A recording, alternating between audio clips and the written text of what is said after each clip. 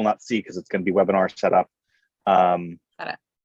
And so it's just like some starting conversation that we also ask people to like, what are your thoughts in the chat box to get them kind of engaged. Cool. You will not Love see it. it's going to be webinar setup. Got it. And so we also ask people to like, what are your thoughts in the chat box to get them kind of engaged. Cool. You will not Love see it. it's going to be webinar setup. Got it. Is anyone else here? Yep. YouTube Hearing the going at repeat same of your time? conversation. Okay. I was like, No, I heard it. existential crisis happening. Yeah, no, sorry. I closed. The YouTube live streaming is open, so that's the reverberation that we're getting. Got it. Hi, YouTube. I was like, people. is he a ventriloquist? Why isn't his mouth I was moving? very like, what is happening? Well, and your eyes were getting increasingly Right as we were not talking. It's like, is that what I sound like? Oh no.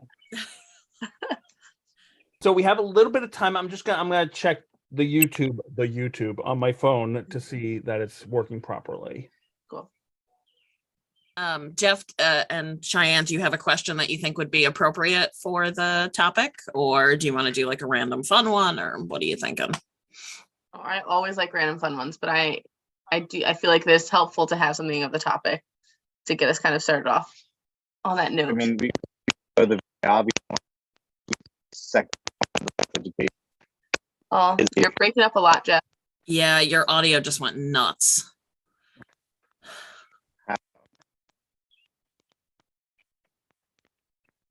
You may have to log out and log back in, Jeff. Or put on a metal top hat or something. Stand on the roof. Listen, while we're resolving that, let's make sure everybody is in high definition. So if you both could go to the top right corner of your windows and click the no, that's not the right directions. Go to the stop video button. Yeah. And click the little arrow next to it. And I'll ask Jeff to do this as well. The little arrow next to it, and go to video settings and then check high definition. Video settings.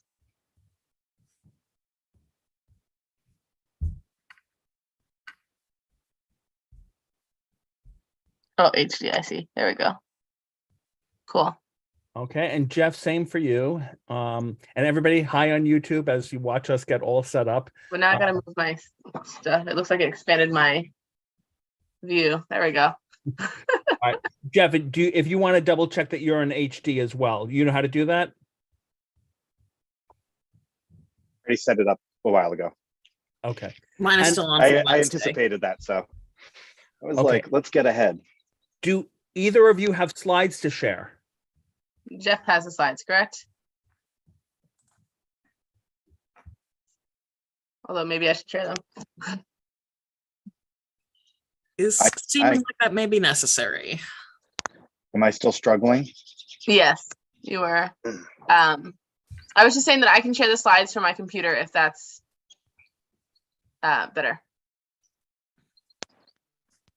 In case you break up and we lose it.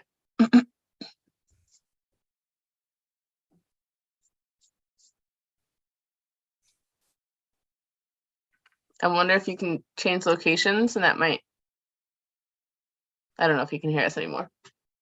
Maybe it's time for a text. He has changed locations a couple of times since I've been on. Yeah. Yeah. Oh, he's starting to come back. Jeff? Oh, I see eyes move.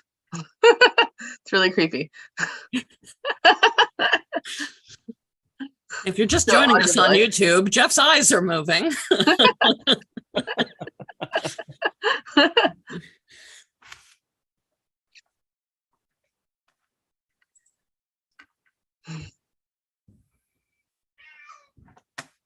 Yeah, he went off camera. He may have to log out and in again.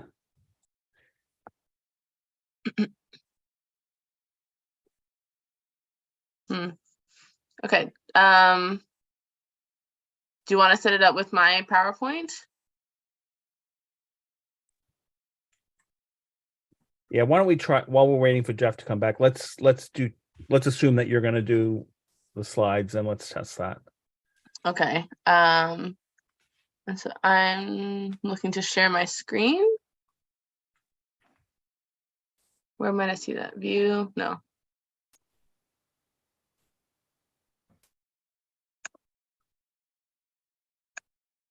Oops, not what I wanted to do. Right, this is why we Share get on. screen. early. Yep, we got it. All right. Can you guys see that? And Yes. then you'll go into presenter mode when you're ready. See, this is why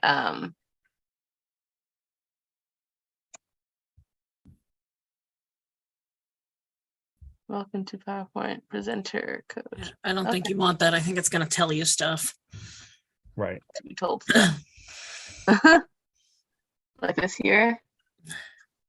Yeah, how do you undo that, Kelly? Yeah, I would go out and start the Stop start the share. PowerPoint again. Okay.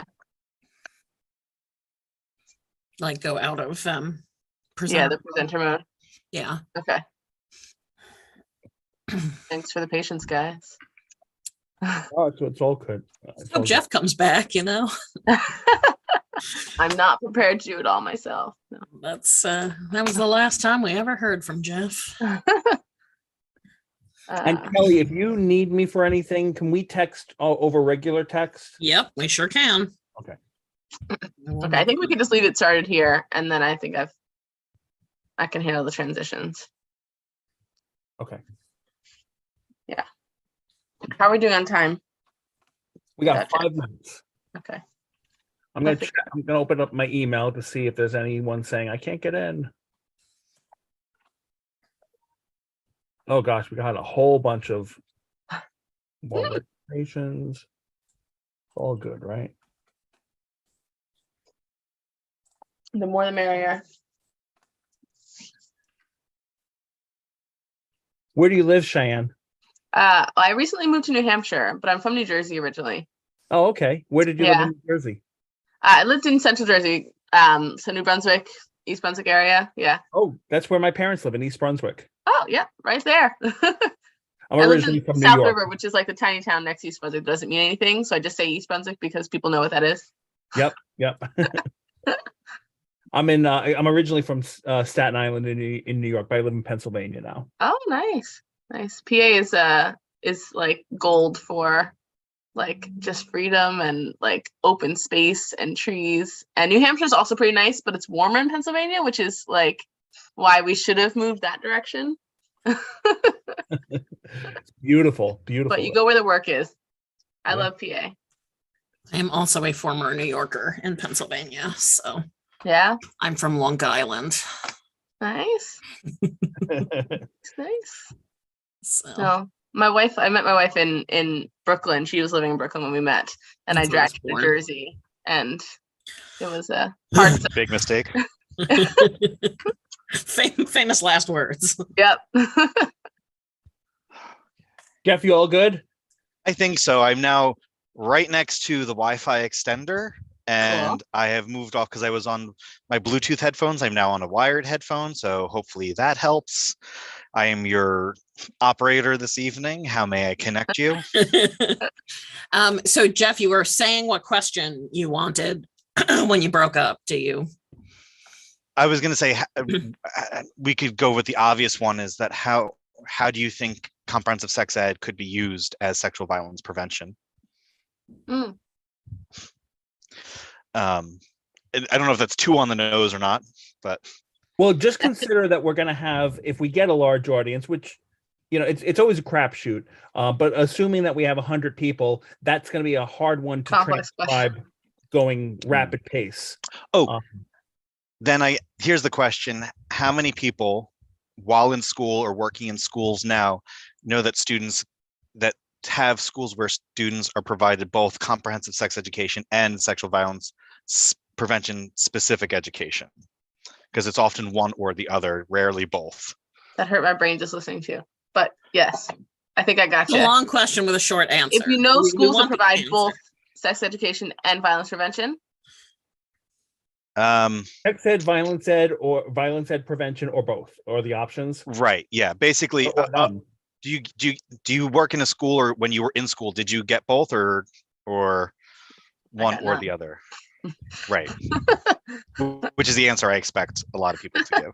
Yeah, it's the options may become too matrixy. May I suggest either that we do like now or when you were growing up? Yeah. Do you have a preference? Now, Now. Okay. because I'm going to suspect that we probably didn't do both then. Okay. And then if you want to process, you can say like, and like at some point during your presentation, you can always say, and how about when you were growing up? Was it different? And then you got a brand new question. Mhm. So the audience will get to interact, like they'll be In the able to chat. unmute and ask questions or chat. Okay. And Yeah. somebody's going to be monitoring. Yes. Thank Yeah, you, Kelly Kelly. And Oh, let me if get my you buttons want- on here. do you, And- if someone wants to come off mute, do you want us to allow that, or do you want to I would, especially if we have a large audience, I would go with no on that one and just keep things to Q&A and chat box. I would Yeah. suggest that as well, since it's free and it's been distributed quite a bit. Like there is also the Oh, small chance that actually- someone is here to be. Sorry. mean.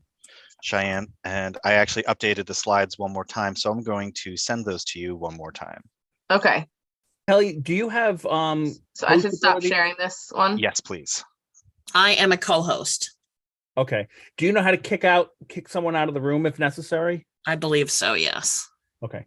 All I right. know how to do it in like regular mode. I'm assuming in webinar mode, it's pretty much the same, but Jeff, you Well, can it's also 7 p.m. just open, you can just share the slides if you want. Okay. Well, I was just doing it because I wasn't sure if you were going to be in the whole presentation. I got mean, worried for a there's second. still a risk of that. So So there's do you still want a us to risk wait with a that. minute while you set that up? Yeah, I can do that real quick. Okay. Okay. And then we got to roll because it's 2 p.m. It's you. Have a great session and thank you for doing this. Thank you. It was really nice to meet you. Good to meet you too.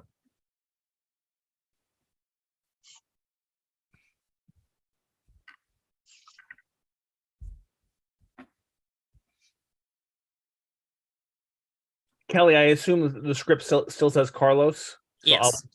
I will just be Carlos. Okay. Okay.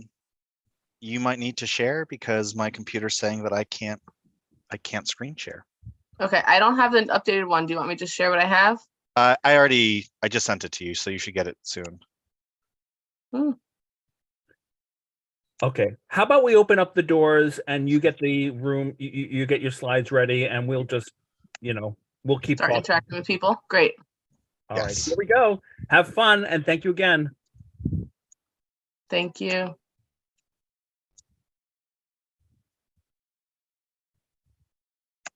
Welcome, everyone. Looks like folks are joining us. We have a lot of people signed up today, so we're going to give folks a couple minutes to kind of filter in. And while we're doing that, we have a question that we're hoping that folks can introduce themselves in the chat and answer the question. So, Jeff, can you tell us what the question is? Certainly. So today, if you specifically if you work in schools or adjacent to schools, does the school you work in provide comprehensive sex ed or sexual violence prevention education, or both or neither? So, because having worked for a county program and having to be in many of the schools, interestingly enough, it varied school to school where I was. So, and that's in central New Jersey, which is a real place for anyone who is about to challenge me on that. So folks, go ahead and put your answers in the chat and welcome and say hello and tell us where you're from as well. And so again, the question is, in your professional work, in the schools and programs that you work at, do they provide comprehensive sex ed, violence prevention education, both or neither? And while we're setting up formally, Kelly, how about you? Yeah, I mean, so I am in South Central Pennsylvania, and I've taught in many school districts in this area, and it seems to me that that again, it's very varied, and if both things do happen, none of them are comprehensive. Let me first say that, and if both of them are happening, it tends to be that one organization is brought in to do a lesson here, and then the other organization is brought in, which means that there's not a lot of synergy. There's not a lot of, scaffolding of the messages. And as a result, again, it's not comprehensive. So that's been my experience. Cheyenne, what about you?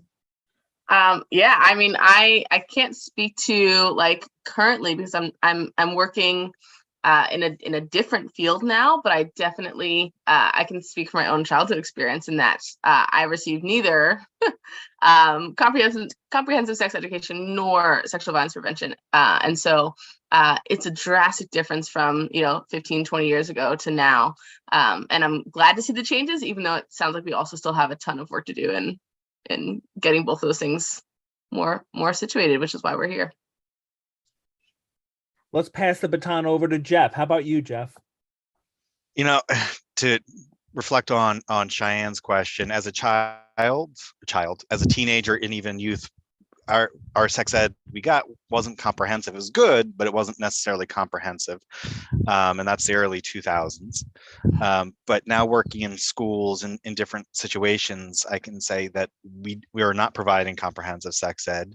And the period structure now, like in central New Jersey, it's like 30-minute periods where how am I going to actually teach something meaningful that gives me a functional like 15 minutes to actually teach something. But they do have specific programs come in to teach sexual violence prevention education or domestic violence prevention education, but nothing is ever integrated. Mm-hmm. Yeah, I would say that, from my perspective, it seems that even when we're doing as well as we think we may be doing, we are still always falling quite short, aren't we? Yeah. Even in places where we say we're providing comprehensive sex education, are we really, or are we teaching about contraception and not just abstinence? Is that, how we've defined what comprehensive sex is? And so are we teaching about body image? Are we teaching about love and affection and relationships and coercion all together, or are we not? And I think too often we're not, with some few exceptions. But even in the places that have more robust requirements, are we really meeting that? Because in places like New Jersey and in California, how strong are the monitoring components? So, hate to be the womp there, but. Oh, no, I mean, I just saw the news today about Florida, and now if we teach gender studies of any kind, you could be fired. So, right, Mm-hmm. which is interesting because does that mean we're going to be allowed to do like baby shower announcements? Because that tells me a lot about your gender, your genitals, and your sexual orientation, possibly. So, Yeah. we never want to carry it all the way through. That's why it's interesting. And someone also put in the chat that they had both, but there was an option to opt out of it. Where I know also a lot of places in New Jersey, I think opt out and automatically enrolled and opt out is better, but most of the places are opt in, which makes it far more difficult because it also is based on like your guardian's willingness to read a form and sign a form is the other part of that. Absolutely. Great conversation, and I'm seeing the chat is really taking off. So please keep letting us know where you're from, what your experiences are, and we're going to go ahead and formally get started. So welcome everyone. My name is Kelly Gaynor. I am on the advisory board for the Sex Ed Lecture Series, and I am so excited to be here with all of you for this presentation. Thank you for taking some time out of your Friday to learn a little bit more about sex ed. Welcome back to our colleagues who have attended before. If this is your first time with the lecture series, we're so happy to have you with us today. This is our 165th topic that we've had in the series, which has featured 184 experts and thousands of professionals attending. We're also really pleased that we are able to provide ASECT continuing education credits from the American Association of Sexuality Educators, Counselors, and Therapists, and also CFLE credits from the National Council on Family Relations. If you didn't sign up for those, I'm guessing we have a lot of new folks today. If you didn't sign up, you can send us a note and we can still arrange that for you. There is a $5 fee for the continuing education credits. And now I am going to introduce our moderator and fearless leader, Bill, who has a few notes for us. Hi, Bill. Hi, Kelly. Thank you so much. So excited to be with all of you this afternoon. Welcome, everybody. And I would like to ask everybody to please continue to use the chat box for dialoguing and saying hello to each other, and also responding to our question of the day, which is about whether or not the type of sex ed that is happening in your schools and in your programs. Is it comprehensive? Is it violence prevention education? Is it neither, or is it both? And you can also tell us where you're from and share ideas and react to the speakers.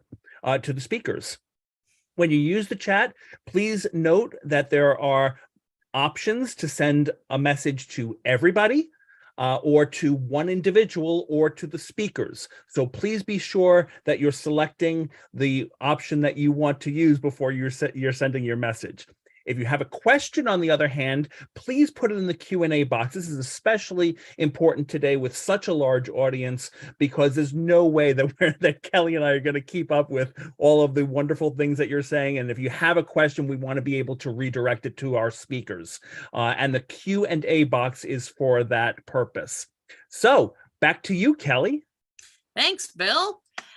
So now I am super excited to introduce our speakers for today. We have Cheyenne Garstad, who is a licensed clinical social worker with 10 years of experience in social work, largely working with adolescents, LGBTQ individuals, and survivors of sexual violence. Cheyenne was a confidential sexual violence advocate for 6 years. She is currently working in a residential setting and a group home for LGBTQ youth, as well as private practice. And then there's this other guy here. Some of you might have heard of Jeff. Jeffrey Anthony. They is a certified health education specialist and public health professional with more than 15 years of experience focusing on human sexuality, HIV prevention and support, and violence prevention. Jeffrey's professional work has included curriculum development, direct service, public policy, and program management at the local, state, and national levels, in addition to keeping Bill on his toes. So with that, I am going to turn it over to Jeff and Cheyenne. Thank you so much both for being here. Thanks you so much. It is always awkward to be introduced, as I introduce tons of people all the time, and I'm like, this is awkward to be on the receiving end of it.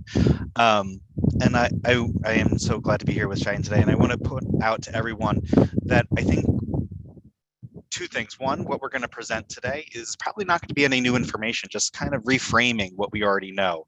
And I think that is part of the beauty of it. And the other part, we are talking about sexual violence.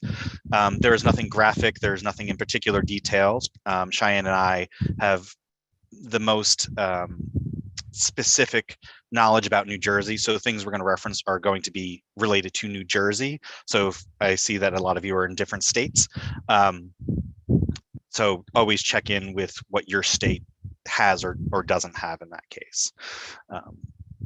So I'm so excited to have all of you here. And so where to start is, what is Sexual Assault Awareness Month, which is now Sexual Assault Awareness and Prevention Month. Doesn't have the same flow as Sam, so Cheyenne, do you want to? Yeah, sure. So talking a little bit about Sexual Assault Awareness Month, it is the month of April. It is an opportunity and a chance to start raising more awareness. There are certain events and things that happen during this month that can help us reach larger communities and raise awareness. Two organizations that I want to point out, that we want to point out, are RAINN and NSVRC. Which are two larger national organizations that help in providing not just information and resources and but also sometimes direct advocacy for sexual assault and sexual violence across the board. During SAM, or Sexual Assault Awareness Month, Denim Day and What Are You Wearing are two different but also huge events that go on and happen during the month. And denim, maybe you can speak a little more towards Denim Day, Jeff, and even What Are You Wearing. But different schools, organizations, programs, companies can choose to participate and or host these events that get us having more conversations, allowing people to come and share experiences, learn more about what they have access to in their area, which leads us to our local programs and confidential sexual violence advocates, which we'll encourage you guys probably several times today to get connected with, get knowledgeable about, and even get trained as confidential sexual violence advocates to improve your ability to do your work and be responsive in the best way possible for the survivors that you're going to encounter. So local programs, they're everywhere. They do different things depending on where you're at. So some programs might have prevention and sexual violence or confidential sexual violence advocates. Some may also have counseling services attached to them. It really varies. Some might be connected to domestic violence agencies. And so getting to know your local program and what it offers for the people that you're going to be working with and for your community is the best way to get people connected. Do you want to share about Denim Day before I go on further, Jeff? Yeah. Yeah, so Denim Day, which should be the 28th of the month. I didn't double check. Sometimes it varies, but that's related to an Italian Supreme Court case where a young woman was sexually assaulted by a taxi driver, and that driver was found guilty and then appealed it, and the higher judge said, well, the jeans you were wearing were so tight that you obviously needed help getting them off, so it's not sexual assault. Outraged, women and other members of Italian parliament came in their denim the next day, kind of saying, like, just because my jeans are tight, that doesn't matter. It is something that we do try to raise awareness, and it is more effective in institutions that have like dress codes, like hospitals or businesses that are very like, you need to wear a suit and tie. So changing from the dynamic, because if you're in a place that usually wears denim, it gets lost in the crowd. And then What Were You Wearing, I think, is a more profound thing, because it goes specifically related to Denim Day and what you were wearing. It is a collection. It started in the University of Arkansas. It is a collection of recreations of outfits survivors were wearing when they were sexually assaulted, and it comes with like a small paragraph blurb. It is very powerful. It is very intimate. It is very intense. And so, like, if you look it up for University of Arkansas, there's lots of places that have done that. They usually have a pop-up first about what it is, because someone always asks. Although I did recently see a fashion thing where it's like reclaiming what I was wearing and making it couture, which is, I think, amazing, because we like to co-opt what people take from us and make it ours again. That is empowerment. And I also want to talk about prevention as primary prevention. Maybe. So the idea behind primary prevention is the prevention of perpetration, the first instance of perpetration. But as we mentioned, like, what schools are getting comprehensive education, either sexual or violence prevention, especially at kindergarten, first grade, any of those layers. So primary prevention is someone who has been an educator for the past 15 years, who's done this. I don't think it is a real thing the way that, you know, our grants are written, and because we are always meeting people having already experienced violence and probably have already perpetrated some form of violence, and that is not, and we'll get into that more, that's not necessarily that they are bad people or anything like that. It's cultural norms that we have to unlearn, right? That's why we're in professional development, and our certifications require us to do thousands of hours of professional development every so many years, because things change and we have to recognize that things change and we need to grow. Absolutely. And I also want to talk about statistics, because everyone always likes statistics, but I think we get lost in the numbers. We can't see the trees through the forest, or the forest through the trees, however that expression goes. But it's also really important to know some of this, like 1 in 6 women will experience sexual violence throughout their lifetime. The majority of individuals are under 30 when they experience sexual assault. And sexual assault and sexual violence are not interchangeable. All sexual assault is sexual violence, but not all violence is assault. 1 in 10 men are survivors of sexual assault. And these are things that are reported. That's the other thing to think about statistics. It's what's reported. Not everyone feels comfortable reporting. Queer folk, folks of color, we're not necessarily going to feel comfortable going to law enforcement agencies or other reporting agencies because we are questions. Folks with disabilities, you know, if you're on the autism spectrum and eye contact is difficult for you, law enforcement will think you're not being cooperative because you refuse to make eye contact, not recognizing those things. So all of that plays into this. That's why I don't like statistics, because it's a convenient sampling, really.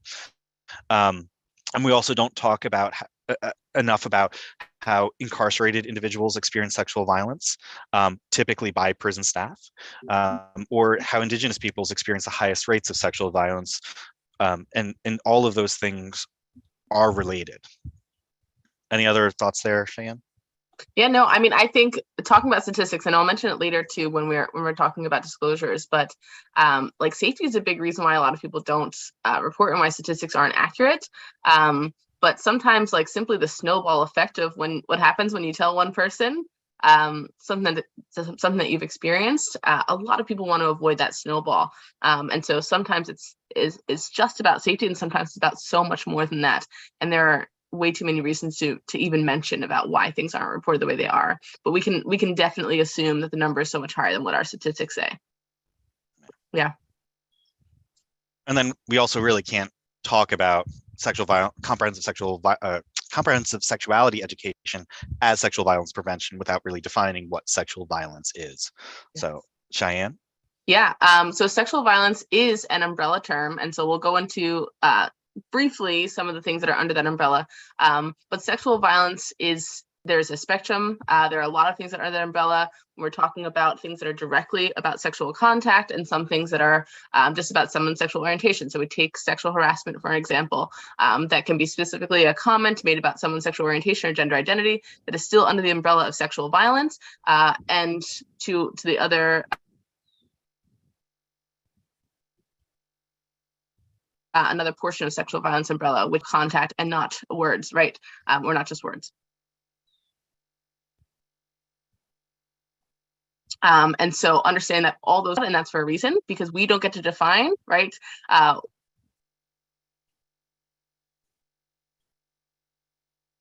To encompass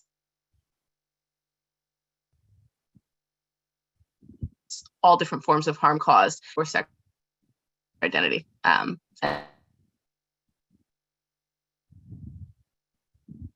And so some definitions, some vague, even we're having some tech difficulties.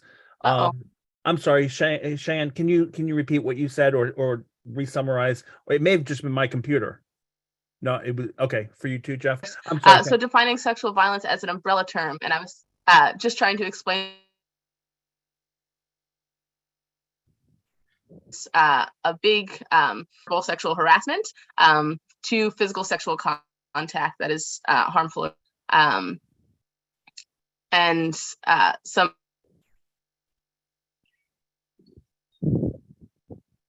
follow-up terms that we use in the world has a different definition depending on the state you're in. It has a different legal definition versus how people use it in everyday language, and in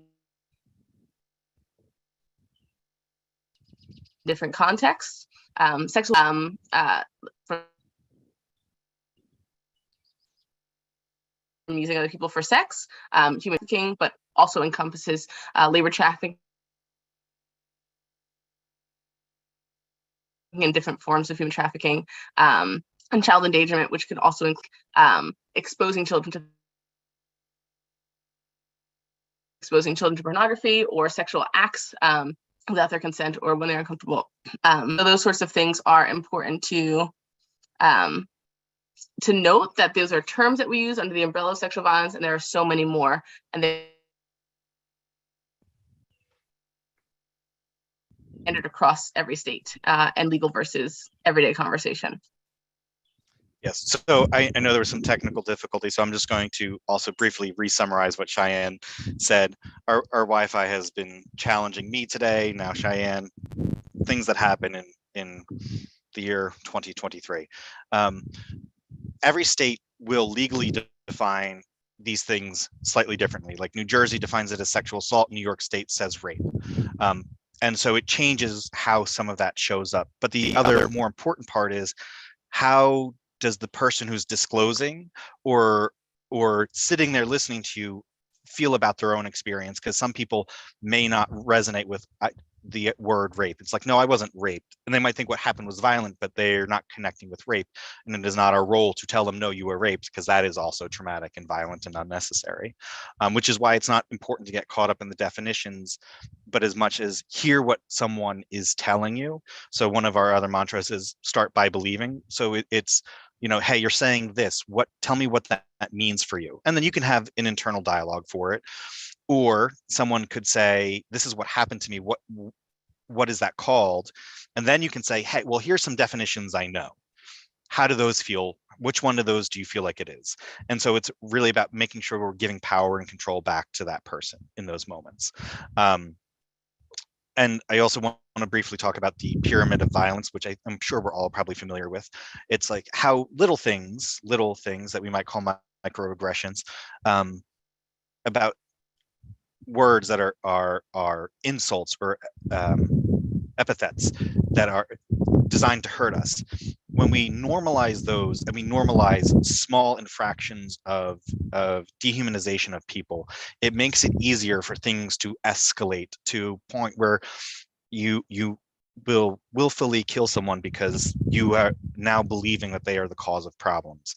It's all about the normalization. So that, and having worked with, as a confidential sexual violence advocate as well, working with guardians and youth, a lot of people talk about SVU, and it's like, that's not what it is like. So if you have SVU in your head, that's not what the process is like, and that's something we can talk about at another time. And so I kind of know the audience. These are some things that I've thought about when I think about comprehensive sexuality education. A lot of people think it's anatomy and reproduction and preventing STIs and preventing pregnancies. And even some of that is problematic in where it is coming from, because it's not about giving people choice and autonomy over their body. It's like, you need to prevent STIs, you need to use a condom, you need to prevent pregnancy, use birth control. It's very directive, very prescriptive. But comprehensive sexuality education, in my experience and professional opinion, is social emotional learning. It is both prevention and protective factors. It is about developing conversational skills, how to talk about yourself with yourself. It is also how to talk to other people. Like, how do I say, please don't eat my fries off my plate. Joey doesn't share food. Lots of Friends quotes in my head. But it also, speaking of friends, friendship. What does a healthy friendship actually look like? We see those tropes in schools about how there's a person who's being used to bully. I think that was the theme of what is that? She's All That with Freddie Prinze Jr. There's a 90s movie for you, right? How are we having healthy relationships? How it is about sexual behaviors, interest, and attraction, and normalizing those things, or saying what is expected and what is not expected. It is a large part of consent, but it is also critical to talk about consent, not just in the form of sex or sexual attraction or engagement, because consent is something that needs to be practiced in every dynamic in other ways, because it is far more nuanced than yes means yes and no means no. There's layers beyond that.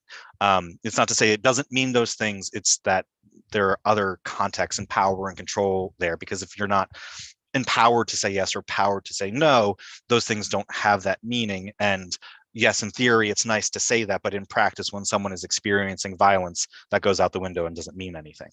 And that's not on the person experiencing violence to teach in that moment, obviously. In that also instance, it's about accepting, it's going back to social emotional learning and talking about accepting a no, accepting rejection, which is something that we don't really talk about. And sometimes we're like, well, you just need to get over it. But as we talk more about folks with like ADHD and rejection sensitive dysphoria, we clearly don't have a culture that allows us to hear no well, because sometimes we take it as a moral judgment of our own character, right? And that impacts how people respond to hearing no and how they talk about other people. we create this punitive nature around no, like, why am I being punished, right? So like we have the conversation about friend zone, and why is that such a bad thing, that someone would like to be your friend just because they don't want to sleep with you doesn't mean you're a bad person. When you say those things, we might have to change your opinion though. And that goes into accountability. Like, comprehensive sexuality education through all these other things should teach people, like, it isn't about you when you're being accountable, it's how you show up with other people, how you show up in community, right? And hopefully, as I've explained some of these things, it's kind of drawing the connection of where we might be going. But Cheyenne, did you have anything you wanted to add to any of that? No, I thought you said it all wonderfully. Yeah. Excellent. Thank you for the ego stroke. Anytime. But so to that end, who is impacted and how, right? And again, a lot of this shouldn't be typically new information for any of you. But Cheyenne, any thoughts to this? Yeah, absolutely. I think who is impacted in terms of not just like the lack of education sometimes, or the way that we educate people about sexuality, sexual violence, in terms of like education piece, but then also who are like higher risk for sexual violence, and why, and the correlation between the two, right? The lack of education, but also the lack of resources and the violence in the larger community, and how that narrows down to some of these marginalized groups that we have listed here, and how they're impacted differently. And so we know that LGBTQ folks are at higher rates of sexual violence, and we also know that they are also a primary group of people who don't receive sex education the way that they could and should, in the same way that maybe their counterparts are, and they're left out of a lot of really important information that they should be getting and aren't, and that leads to higher rates of not just sexual violence, but also all the other things that come from having poor sex education surrounding the way that you have sex. Folks with disabilities. Yeah. Do you want Jeff? You look like Sure. you have something to say. So, I mean, so for example, on here, I have expats and immigrants, which are effectively the same thing, but when it's a United States citizen living in another country, they're called an expat, but as someone from any other countries living in the United States, they're called an immigrant, right? So automatically, those words are framing how we think about people. And it's sometimes it's on a conscious level, most of the time it's on a subconscious level, how we're framing those conversations. Mm-hmm. Folks that with disabilities, if someone has an individualized education plan in New Jersey specifically, they're often removed from health class for the extra time for other things, because that one of all the other classes is somehow acceptable, right? Because there's someone else is going to take care of them, or maybe we're not thinking about folks with disabilities as sexual beings in and of themselves, right? We deny the inherent sexuality of people. Whether or not they choose to engage in those things is a different thing, but the autonomy and the ability to have it for even folks, elderly folks, in Florida, which is Florida's going to Florida, higher rates of STI infections and HIV because continued reduction of funding to service programs and outreach education. And when you don't have information, you're going to work with what you know, and that's not necessarily a bad thing. It's just there's outcomes, and if you don't know what gonorrhea is, you're not going to go get gonorrhea treated. Right. So it has all of these social layers and levels to it, or how we fetishize people or exotify them, and how we think like, oh, well, you're this kind of person, so you obviously are hypersexual, and so how could you be sexually assaulted? Right. So that's where here's the big kicker, is that there's no special lesson in comprehensive sex ed that makes it. It's how we teach every single lesson is sexual violence prevention, because every lesson comes down to centering the humanity of an individual.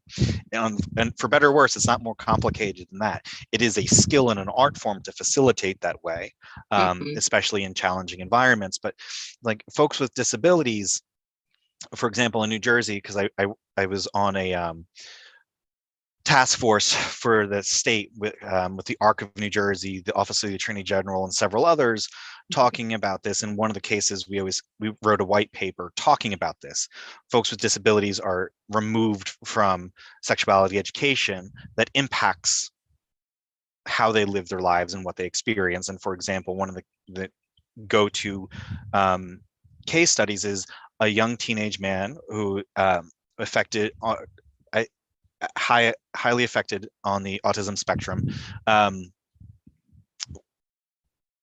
was lost in a park, couldn't find their person they were with, and so to self-soothe, they started masturbating in public, which then resulted in them being put on the sex offender registry list, right? Which that seems a little like, was that really necessary, right? It is unexpected, and I'm sure plenty of people didn't understand, but does that person have the knowledge and understanding of the social situation to do differently? And is punishment of that level actually going to change behaviors, or is it going to stigmatize a person further, right? So now this person is trying to get a job where folks with disabilities and specific disabilities are legally allowed to be paid less than a minimum wage, has an incarceration record, right? And so all of these things stack, which is why it is incredibly important to have, it's not just culturally appropriate, but like really understand how people's lives are impacted by these small little things and how they compound on each other. Right? It makes me think right back to like our beginning conversation, which is like the opt-in and opt-out options of sex education, and like even some of these other communities that might like in their culture be like, we don't talk about this stuff, maybe not until a certain age, or we're just going to learn and not talk about it until forever, right? And that means that parents get to opt out of their children having this education. And yes, they're seeing this as sometimes a protection for their children to like from things that might be too big for their brains at the time. But at the same time, it leaves them in a situation sometimes more vulnerable to experiencing sexual violence and perpetrating sexual violence. And so it just kind of adds to some of these communities who are, I think, not just at risk of being like being victims of sexual violence, but also even perpetrators of sexual violence because of the lack of sexual education and the way it's taught and the options to not receive it and be in a bubble for so long. Yeah, it's real. All of these things kind of flow together, and so in my years of being a sex educator, I look back and I cringe upon myself and how I oh boy, yes.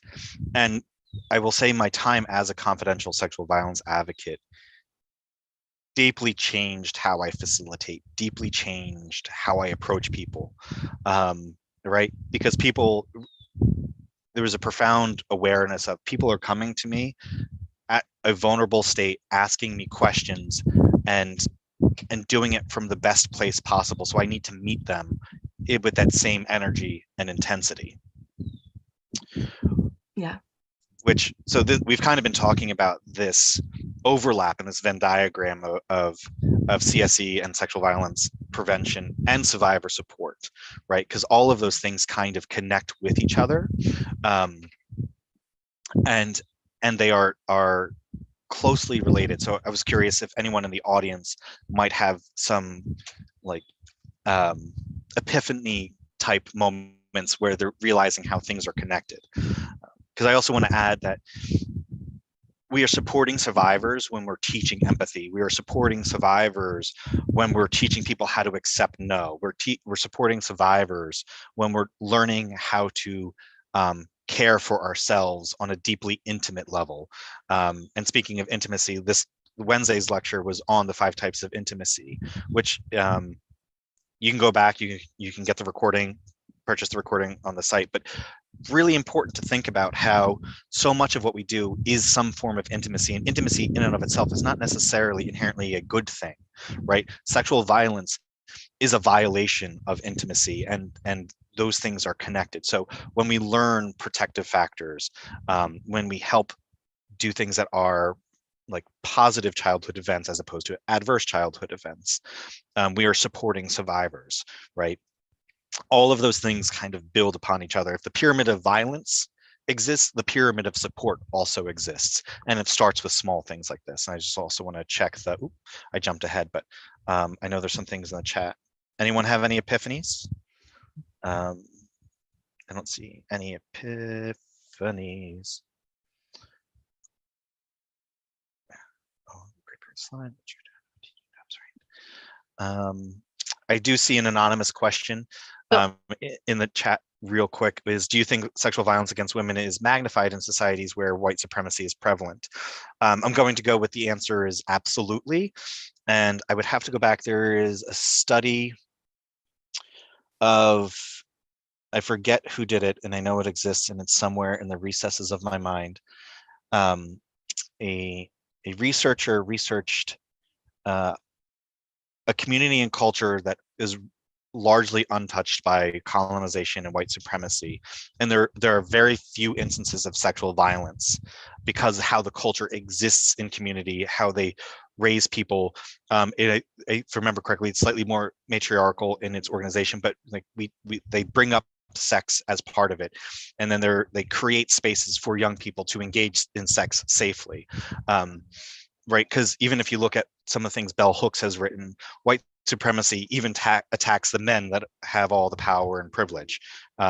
So it all of those things kind of add up, but because white supremacy is about power and control, and giving it to few by taking it from many. So in all of those instances, wherever that exists, any person or people that is selected to be marginalized and oppressed, there is going to be higher rates, higher intensities of those things. Cheyenne, I cut you off. I apologize. Yeah, no, you didn't cut me off. But you said something that I was thinking about, right? And I think it really does come down to power dynamics, right? In a society or culture or community where power is at the top, right? I think that automatically is going to lead to more violence, because some people are dehumanized and some people are seen as having, and power does something to people. There's no denying it.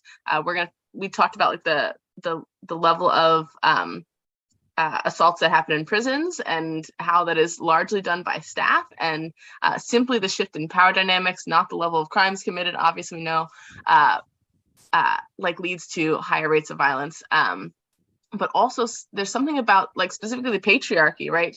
And like when our bodies are seen as weapons or as vessels, or that dynamic also really takes it from like, yes, there's tons of violence that's going to happen because of the power dynamic, and specific sexual violence due to like one person's body seeming is more powerful and one person's body is not, and that impacts it significantly. Yes, and so right, and so this begs the question is, how do we do this? And I kind of already cheated and told you it's in how we facilitate. And as Cheyenne referenced when we started talking about local programs, if you have the time and the emotional bandwidth to be trained as a confidential sexual violence advocate and do at least a year of that, I mean, one, it's supporting the community, and I think those of us who are sex educators, we improve the sexual violence profession, the sexual violence prevention and survivor support profession. Let's maybe be a little more specific with my wording there, but it also helps us become more attuned with ourselves, because Cheyenne is the person who trained me, and that is also incredibly important. We also have to turn inward first. We have to reflect. I was facilitating a program that was talking about how to receive disclosures broadly, and there's discussion questions. It's a very autonomous self-learning kind of thing. And there was a question is, how does your bias impact your teaching? And most people respond with, I'm not biased, therefore there is no impact, right? There's bias. There are 114 of you in this session right now. You all are biased because you have your own unique lived experiences that formulate how you show up to things. And that's like, there's a reason I only go get gas on Sundays, for example. That is a bias. But even, I self-identify as a social anarchist. And if I lead my facilitation with things that are so far left, of people, I'm going to miss everyone who thinks I'm Looney Tunes, right? Even though I think what I'm doing is right, that bias will negatively impact the learning of that person because I am not meeting them where they're at. So I think one of the first steps is recognizing what your biases are, even if it's like, people deserve human rights. I know, just go with me. It's wild to think of that as a bias, but here we are. And we can point at things that are showing that people thinking others deserve basic human rights is a bias. We need to find shared values, shared common values, and it is increasingly difficult to do. And I acknowledge that. But those are biases because someone else thinks that they're right in that moment. And therefore, what we have is a bias. It's like if you're working with someone and they come in and they have an accent. It's not they have an accent, we have an accent. Because I'm from Central Jersey. I have a blend of Philly and I have a blend of Brooklyn and a touch of Trenton. It's a hot mess sometimes listening to me speak, right? But it is a shared thing. We are in this together. And that is also part of trauma-informed and responsive facilitation. That is part of the empowerment model, which is how do we give power back to people? It's reframing. Oh, sorry, Cheyenne.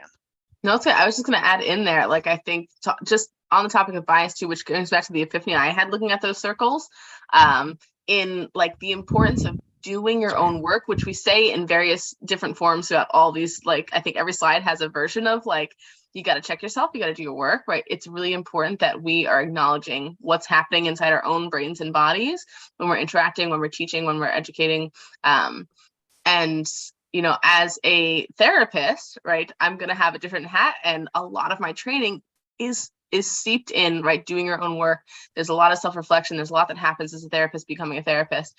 And as an educator, I imagine there's a level of that, and maybe not the same level as therapists, but at some points in times when you're receiving disclosures and when you're in a situation as a sex educator, you're going to be placed in situations where you have to respond differently than a teacher would, and you're going to need to have done the work that that someone who is in a different helping field might have done. And so, yeah.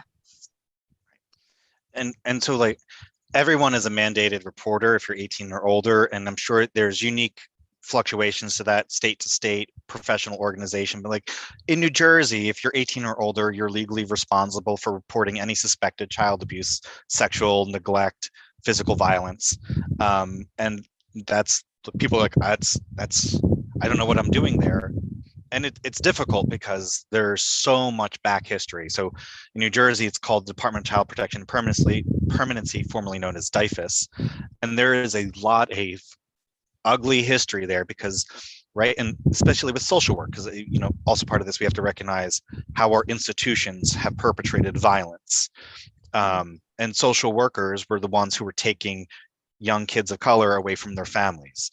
And Cheyenne and I have actually trained one of the departments of DCPMP for the central and coastal region of New Jersey about this specific thing.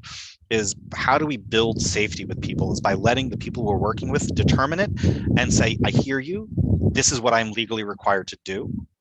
So I'm going to do it with you. I would like you to, or like if I have to call, you're working with young people and maybe you've had a conversation in class about sexual violence. They come up to after class and want to talk about something and be like, you know, I hear you want to talk to me. I just want to let you know, based on what we talked today, I'm just putting it out there. There are certain things that I will have to report to the state depending on what you tell me. I am not entirely confidential, but I will do what I can to answer your question. So I'll let you go ahead. So giving power and control to the young person asking is important. It's also, you know, just because someone told you they were sexually assaulted, if they're a minor, you do have to, in New Jersey specifically, have to legally report that to DCPMP, not 911. They're not the investigators for that. But if there's an adult, you're not calling 911 for them. And I've worked with a lot of adults that think they need to immediately call 911 and report it. That's not it. So, you know, how do we do it? Oh, sorry, Cheyenne. No, I was just saying, I don't think I can underestimate how important it is to make sure you're clear about like your limits to confidentiality and being a mandated reporter. Sometimes, and this comes into our own bias in terms of what is best for a kid, and the aftermath of a disclosure being reported to DCP&P or Child Protective Services, whatever it is in your state and how it's worded. But it's really important that before you have a conversation, and maybe even before you begin a presentation or a class, that those things are stated really clearly. And some kids might need a reminder because they don't understand that what they're about to say falls into those lines. And so being really clear is super important, because you can be a wonderful, beautiful, trusted person that someone feels safe with to share this really important thing for them. And not having been honest with them and transparent with them can shift that drastically and cause harm instead of being a safe place. And so, yeah, I can't underestimate the importance of that. And I also, in terms of clarity, thank you, Caitlin, for your comment about trigger warnings, because funny enough, Cheyenne and I have recently had a conversation on this, and there's a bullet point in there to trigger warn or not. That is the question. I don't like the language trigger warning because it can create anticipatory anxiety. How I started this presentation was like, this is what we're talking about. Take care of yourself, and let you know that there isn't any graphic imagery on here, because there is something for letting people know, like, do you have the bandwidth to deal with this right now? That's up to you, but it is also not on us. It is us to help create environments where people can manage their own triggers. So there's therapeutic layers to that. But I give content notes if I'm talking about something violent, or if I'm talking about a specific population and I'm not a member of that population. Like, there's reasons and to demonstrate intentionality, but trigger warnings in and of themselves, and there's increasing research that shows that they more often have a negative impact than a positive one. And because I did just read it, but I don't have it saved anywhere. Yeah, no, I think it goes into also trauma-informed and responsive facilitation, right? Understanding that whether you trigger warn or not, or the way that you word it certainly is important, but either way, you have to be prepared for someone's trauma response to occur, right? And so someone, of course, could have really high anxiety and have a response to having that trigger warning, and someone could be faced with an unexpected situation or a conversation topic or a specific example given that also leads to a trauma response. And the importance is you being prepared to manage and handle those things regardless of where it comes from. And also, just, we don't have too many more slides, but we might go slightly over, so I just want to be informed, everyone. I'm just letting you know we might go over, so please stay with us, or if you need to leave, that's also okay. And so all of this, I have it here. How are we creating safer spaces? And it's a we thing, not just a you thing, but a we thing, right? And because I think about this when I've trained medical professionals. You're a doctor, you go into the doctor's office, you have a patient that's reported sexual violence, but that same 15-minute period has been triple booked because we've all been that patient. How are we actually supporting that doctor or whomever is going to come in to support that patient? Right. So if you're in a school setting or you're a clinician, right, do you have a system in place to support you? What are your protocols for disclosure? Are they adequately trained upon? Those are part of the safer spaces, because if you feel like you're an island, you can do the best you can. But how are you supported? Because it needs to be safe for you as well.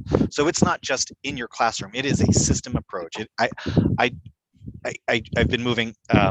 Having worked for a sexual violence program and talking about like restorative justice and community justice, we need to build more community in this, and we need to shift from like you and me to like we.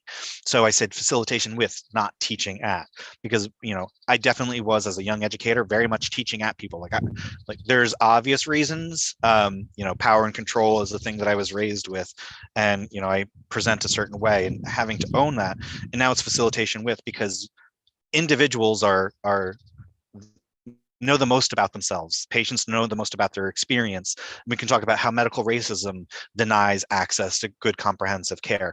We are also capable of misusing our roles. And so that goes into that self-awareness, right? If you want someone to disclose to you, you need to be able to be in a relationship with yourself and them that feels safe. Because if no one's ever told me anything, doesn't mean that it hasn't occurred. And I think it is reasonable to reflect on, why hasn't anyone told me? How am I showing up in spaces? And that is not a character judgment. That is not a moralization. It's just a thing we need to reflect on. How am I showing up in these spaces? So very importantly, Cheyenne, this one's all you. And I mean, you touched on a lot of these things too. So, and I think we can also kind of breeze through some of this, but given the context of where and when, which means not necessarily right in the middle of a lecture or a large group or in a public space, when you receive a disclosure, which means someone tells you, hey, I've experienced blank, blank, blank as their sexual violence. That's what we mean when we say disclosure. So sorry if we didn't actually, we've been using the term a lot without defining it. And so when we say disclosure, that means someone telling you about their own sexual violence. Preparing yourself to support someone through this is a lot about what Jeff just said, is making sure, first of all, you are in a place emotionally and you have the supports that you need to be able to hear what they have to share, be able to take the next steps after whatever they share, and remembering that you are not the hero or their savior, right? We don't have all the answers, and we cannot be giving, and I think we'll talk about it, not giving advice, but really supporting, validating, using empowerment to make sure that they feel heard and supported, and be giving options and resources versus giving them advice or guidance or instructions. That's not what we're there to do. And that's a shift from teacher role to advocate and supporter role. You're a mandated reporter. We talked a lot about that, so I'm gonna like keep moving down, but make sure you're stating that really clearly before someone discloses, because there's going to be a lot of reasons they might not want, again, that snowball effect that comes afterwards, and not just for safety, but a lot of other reasons. Confidentiality limits, we also spoke about that. And it's not just for youth, but obviously folks with guardians. There are different situations, even with adults, that you might still be mandated reporter for. And it's important that you're able to, you should know what those situations are based on your program, your institution's protocols and procedures, but your state's laws and what's entailed there. Really important. And this is kind of our like, if we could put all these bullet points and say, hey, when someone tells you what's happening to them, this is what we want you to take away. Start by believing, right? We are never starting with asking questions. We are starting by believing. We are listening, using active listening skills, which means being able to repeat what someone shared with you, using their own words to validate their feelings and their experiences. We're not making up and naming traumas for them or naming what they've experienced as a specific type of violence. We're using their own words and reflecting for them. Be transparent about what the next steps are, right? So if you are a mandated reporter and someone has now disclosed, even after you've warned them, you let them know exactly what those next steps are. Invite them to be a part of that process if that's possible. Don't self-disclose. This is a controversial statement and topic, and I'm going to share you a little bit. When we talk about empowerment and making sure that survivors who disclose, it stays about them. Whether you think your own experience is going to be helpful or validating for them, it still can shift the topic from them to you. And that is what we want to avoid. We want survivors to feel like everything in that moment is about them and getting them what they need. And you have done your own work. And so you don't need to share your disclosure in that moment. Avoid even so we have brave here as the example, but like good, bad, brave, awesome, those sorts of statements can sometimes, if we're naming it, if that's not how the person is feeling, it can really be upsetting, be off-putting, and really shift the dynamic. And so avoid some phrases like that. You are not the investigator, right? So again, all the W's, right? Know, why, when, who, where. Those are not for you to ask. If you're a mandated reporter, the person who's taking that report will ask those questions. It's not for you to, right? So if a survivor shares those things, you listen, you validate, you hear. It's really important that you are not asking details. It's not necessary. It's not helpful. You listen. And the people who have to ask questions will. Have resources available. So know your local programs in your state, your county, your town. Know what's available to be able to provide that for the survivor who's sharing with you. You're doing this with them, not at them. You are giving options, not guidance, right? Whether it's the legal process, which I don't know if we mentioned already, the legal process, the getting support process, the telling your family process. We're not telling people how to do those things. We are just sharing them what their options are and knowing that they will make the decision that's best for them. And physical contact.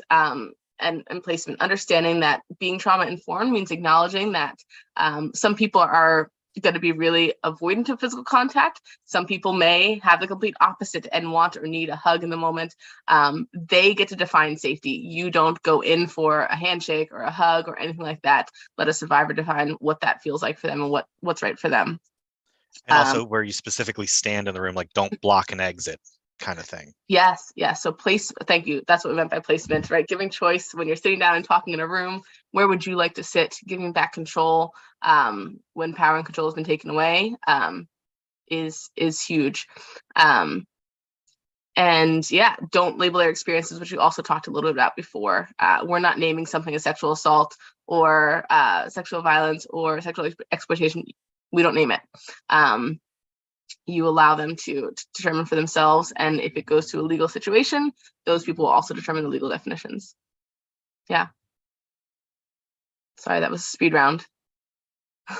No, I appreciate it. And because I just want to reiterate, I know this is things many of us in this audience already know. It's just about reframing it and realizing that these are tools we can do across, and it's very simple things. And a lot of it is all facilitation.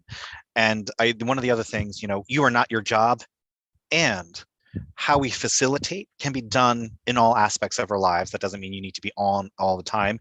You're absolutely allowed to go off on someone that you need to in those moments, because you deserve your own emotional freedom. Right? Because that's the other thing I want to point out. We often we're the advocate, you're the survivor. I'm the teacher, you're the learner. We are all the same. We might think we are different parts of the forest, but we are all one forest, right?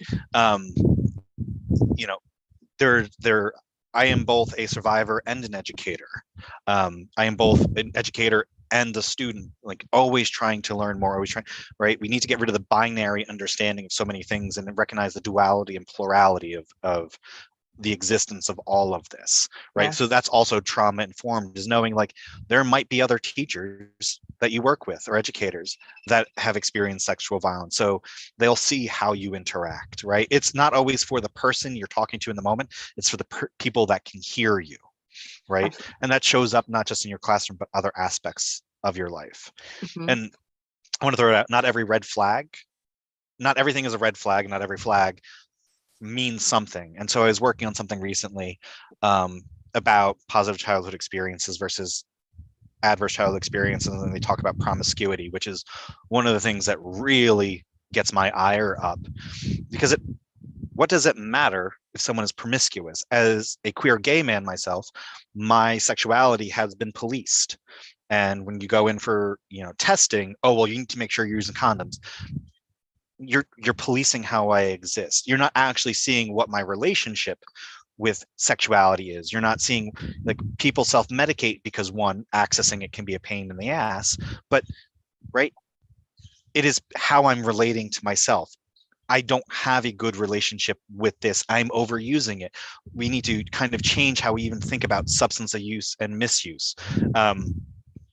From that reason, because all of those things kind of connect. Just because someone has a lot of sexual partners doesn't mean it's a red flag of trafficking, of sexual abuse, of any of those things. It might mean that person really enjoys sex, and we need to kind of be okay with that. And it's not hey, are you doing this because you like it or because it's filling a proverbial void? That's also not for us to do. But hey, I'm here to talk with you. Let's talk about different things and build that relationship, which leads to one of my other things that I have contention about is trusted adult. What is a trusted adult? Who is a trusted adult? Because can they always be trusted? Yeah. The answer is no, because there are plenty. I think about familial human trafficking. So when families, right? Because a lot of people think trafficking has to cross a border. It doesn't even have to leave the home. Families can traffic young people in their home for many reasons: money, access to other resources like drugs, right? Smuggling is when you cross a border. Trafficking is when you exploit someone for labor or sex, right? And it can be people. I am in Hamilton, New Jersey. There is a longtime teacher that was just arrested for, quote, sexual relations with a student, right? It's not sexual relations with the student, it's sexual assault, because that person is a minor and you're a person of power, control, and authority over them. It's a violation. But they're a teacher and we expect them to be trusted adults. So we also have to really think about that. And so when we're teaching young people the autonomy of trusted adult, that also means like we have to be willing to accept that they don't trust us and they might have a reason not to trust us. And that's okay. And owning that and naming that is one way to rebuild trust.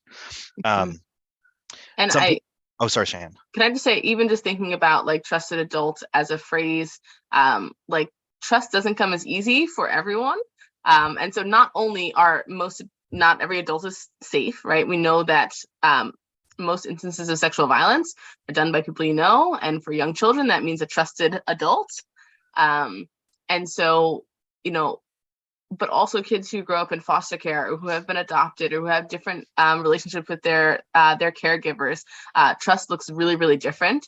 And so telling someone, hey, you just go to a trusted adult when they might not have one person they can identify, versus designating a specific, oh, this is a hotline you can call if something happens. Hey, this is an organization that you can go to where we know these people are trained to handle and take in these things, really different from a trusted adult.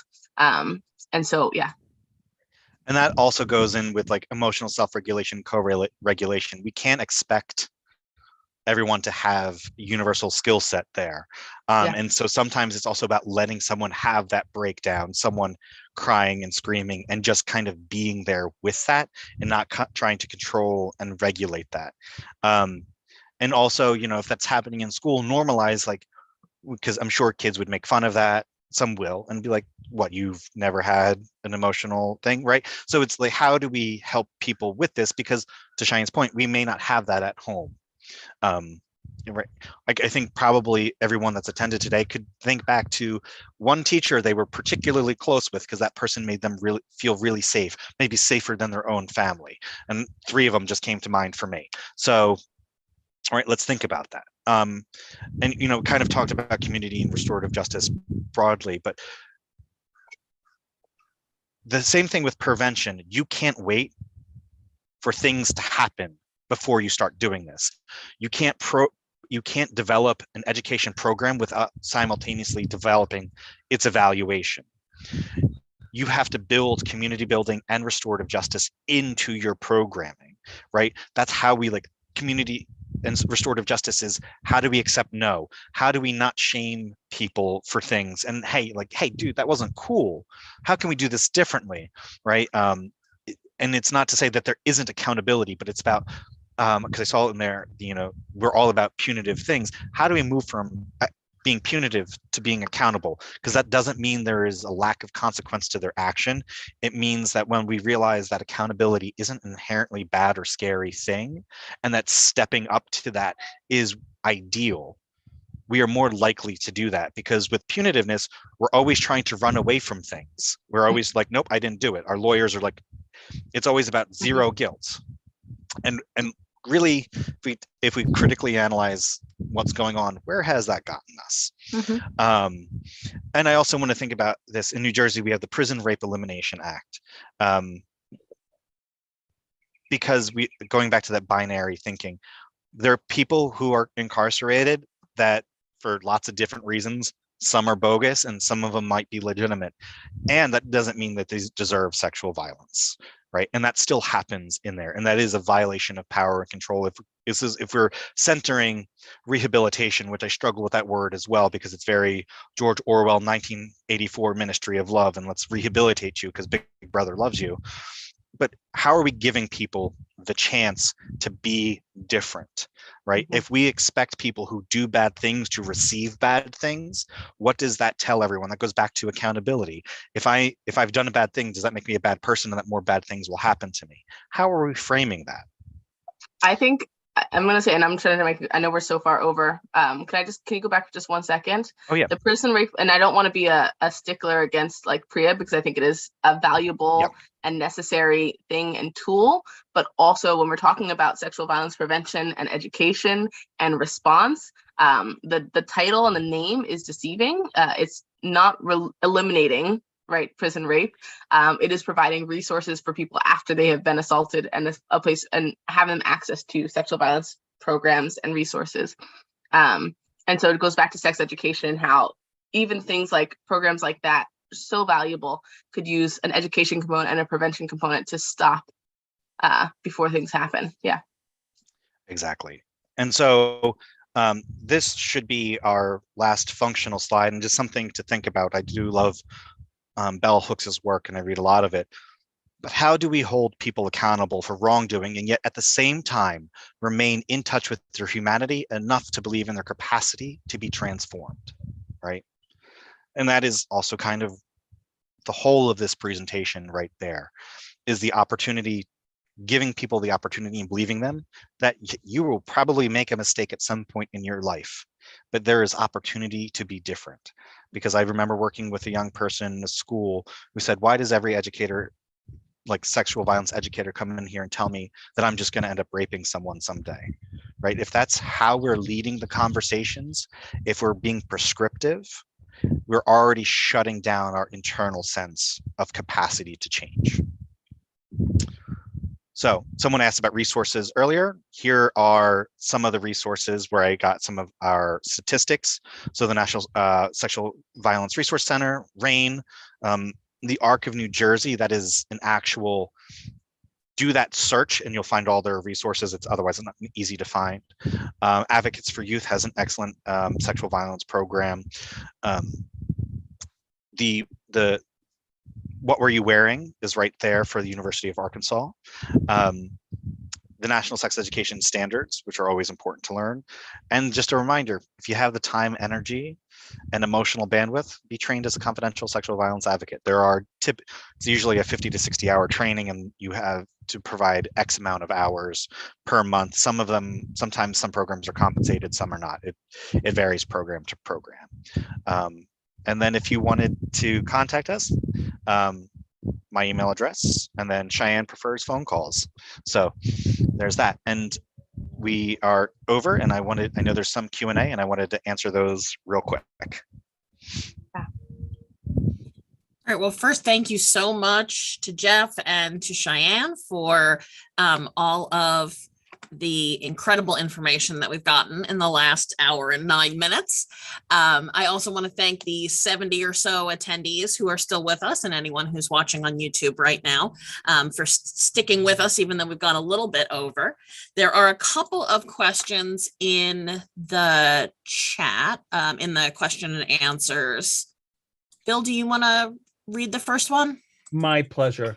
So Jane says, I've been doing some teaching with clinicians who work with adolescents and adults who have problem sexual behaviors or have caused sexual harm. These wonderful clinicians are searching for good information about sexual well-being for their clients.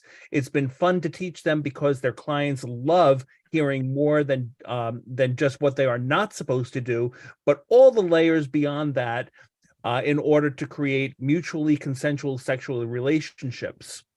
I agree that comprehensive sex ed is a fantastic way to do this. What suggestions do you have about how to design a good curriculum for these clients who have problem sexual behaviors or have caused harm? I'd love to hear any cool ideas. And she says, thank you. Oh, Thank you, Jane. Hi, Jane. Miss you. I think that is a fantastic question. I think there's two different parts to that. In terms of curriculum outright, I can't think of anything off the top of my head, but to your point about here's all the opportunities you can have for what pleasure could be for you, what is a different way to connect with people, and giving different choices, I think is great. And I would say a curriculum would probably be equal parts some of that, and then where I think Cheyenne would actually have better answers from that therapeutic self-reflection standpoint of how to navigate things. So Cheyenne, thoughts, comments? Yeah, I mean, I think everything comes back to safety, and sometimes people who have like perpetrated violence or who have caused harm can understand for themselves what feels safe, and that is always a really important place to start from, is like what someone can understand from their own experience, and versus like, hey, this is what makes someone else feel safe. Like, let's start with talking about what makes you feel safe in all these different situations. And you can get really creative in terms of these questions and various scenarios that you can talk about. But listing a variety of situations in terms of helping them define safety for themselves and then having them say, okay, like put somebody else in the scenario and what does that look like? So challenging it for themselves, understand their own idea of safety, and then imagine that for someone else and helping that guide how they like interact with people in the future. And yeah. And I would also add that is a perfect place. If that's what we're doing, one of the activities I would do as a practicum would be one of Cheyenne's favorites is role playing or like educational theater. Always. Because right, and having that person play that other role helps build empathy. And if you have an audience, keep people in character, and then have the audience, facilitate that conversation. Well, why did you do it? What, or how did that make you feel? And process it in a group, because if we externalize it and we, to a degree, make it a fiction, it's not real people, it's relatable scenarios, but not real people, it becomes safer to talk about, which is one of the beautiful things that like science fiction and fantasy do. I think of Star Trek, and there's plenty that I can say Star Trek could do better. Not just the last season of Picard, but in general, right?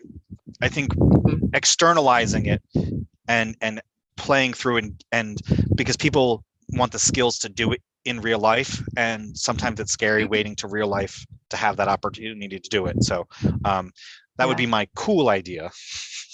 I love the role play. I think it's a super valuable tool and certainly teaches people in a way that you can't get any other way. Yeah, absolutely. I think we have one other question in the Q&A, which we'll tackle really quickly and then get y'all your links and get you on your way. Thank you, Kelly. And thank you for our speakers for staying a little bit longer, and for our audience as well. So the question is from Amelia. The question is, white women, men of color, and white men who are part of the LGBTQI plus community are in positions in society where they experience oppression and where they benefit and perpetuate oppression. What is your advice for this specific group of people when exploring those intersecting identities in doing this work? So many conversations and memories just came back through my head, that Cheyenne and I have shared experience, because we've talked about this a lot. And I think part of it is doing bias work and that internal work, and recognizing how your power and control shows up, because we can also look at tropes of like white women in leadership of nonprofits, is a trope, but it exists for a reason, right? And when you're working with people, I think it is important to detach behavior from the person themselves, so that they don't like, this behavior is not okay. This behavior in and of itself is violent and harmful. You are not violent and harmful. You can choose to do differently. Because when we keep them as the same thing, we internalize that as I am a bad person. And no one really wants to hear that, unless there's a person who's like clinically depressed. Is like, no, tell me I'm a bad person. Tell me, right? But no one wants to hear that. So, separating those things, giving an opportunity to do different, normalizing we screw up, and there is accountability, and that may also be very uncomfortable because you might lose some of your power and privilege, and that's not necessarily a bad thing. And I think one of the other things to also recognize is people who don't recognize that they have power and privilege are most likely to abuse it. Right? So if you, like, as a queer gay man, I am more likely to lash out because I feel like you are attacking me, I'm oppressed, but without recognizing my other identities and how I show up, I don't know how I may not be aware to how that harms other people. Cheyenne, how did I do? I just think so much has to do with like being educators, period, right? Like I, until college, didn't have a Black professor or a Black teacher. I, to this day, have not had a Black supervisor as a clinician, as a therapist. And so for as long as our fields have existed, the people at the top have been those people that hold certain levels of privilege. And I think a biggest shift is like really being able to elevate and acknowledge that teachers can learn from their students because they have a lens of experience that they're missing.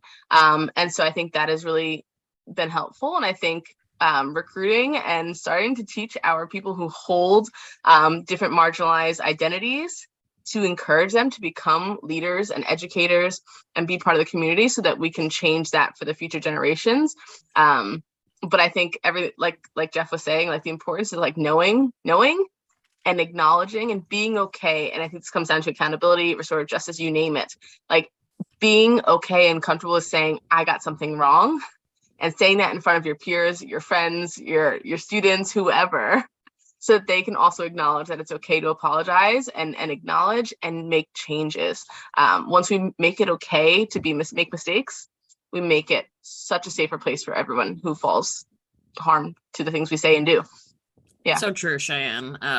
Modeling is so important, right? Yeah. As aspiring trusted adults, right? We need to be modeling that behavior for folks that we work with and educate and all of that. So we are, of course, over time, and I want to make sure that we wrap things up here. Thank you again so much to both Cheyenne and Jeff, and thank you to Bill for being Bill. And it says for moderating, but that's not inclusive of the whole Bill experience. And all the work that goes into coordinating this program behind the scenes, and making sure you get your certificates. Thanks to our CE partner, ASECT. And there are lots and lots of links in the chat for submitting a proposal for our sliding scale program and about upcoming lectures, as well as recordings of our past lectures. Our next one will be on April 26th at 7 p.m. Eastern, and it is called Centering the Disability Experience, Normalizing Sexuality with Rachel Kaplan. I know I'm really excited for that one, and for all our new folks, we hope that you'll join us then. You can check out all of the upcoming lectures at sexedlectures.org. Thank you again to our speaker and moderator and to everyone who attended.